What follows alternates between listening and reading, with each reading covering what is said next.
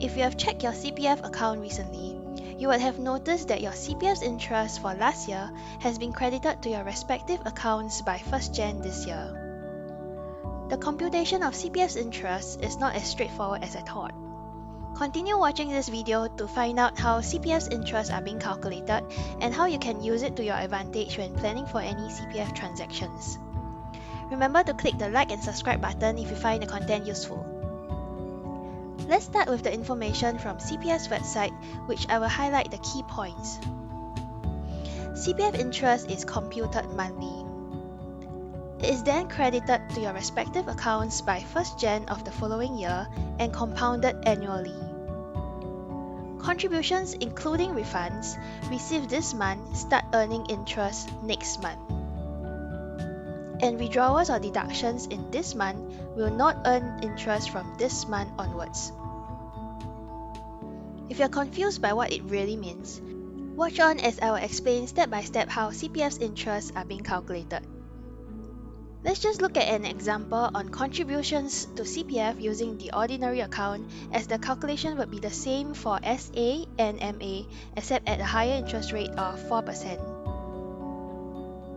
At the start of the year, on 1st Jan 2021, Ken has 100k in his OA and his monthly CPF's work contribution to OA is $690. At the end of the month, on 31st Jan, his OA balance will be $100,690. For the month of Jan, his interest will be $208.33. This is calculated by 2.5%, which is the interest per annum for OA, times 100,000 divided by 12 months. You will notice that the interest is being calculated using $100,000 instead of $100,690 because, as per CPF's definition, contributions received this month will start earning interest next month. Another way to look at it is that the interests are calculated based on the lowest balance in the month, which is 100k instead of $100,690. The starting balance in February will be $100,690.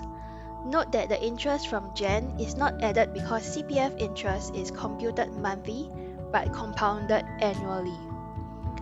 Likewise, in February, $690 is credited to his OA account for work contribution, and now the month-end balance on 28 February will be $101,380.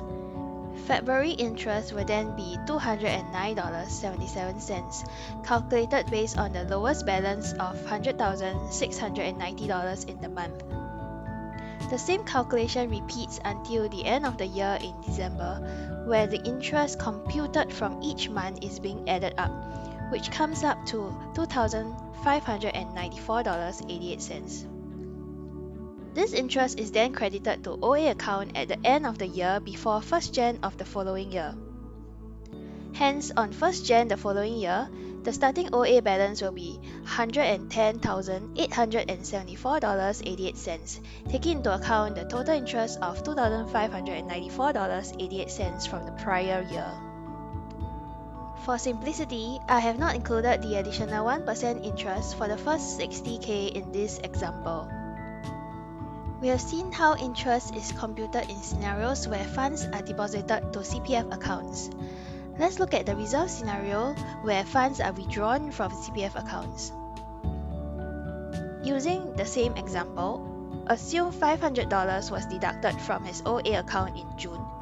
The interest earned for the month of June will be calculated based on the lowest balance in the month, which is $103,450 minus $500, which gives $102,950. The interest earned for the month will then be 2.5% of this amount divided by 12 months, which is $214.48. This is what CPF means by withdrawals or deductions in this month will not earn interest from this month onwards. The interest calculation for the rest of the year will be the same as before. In summary, there are 3 key takeaways on the computation of CPF's interest. Firstly, top up to CPF early in the year to capture the most interest.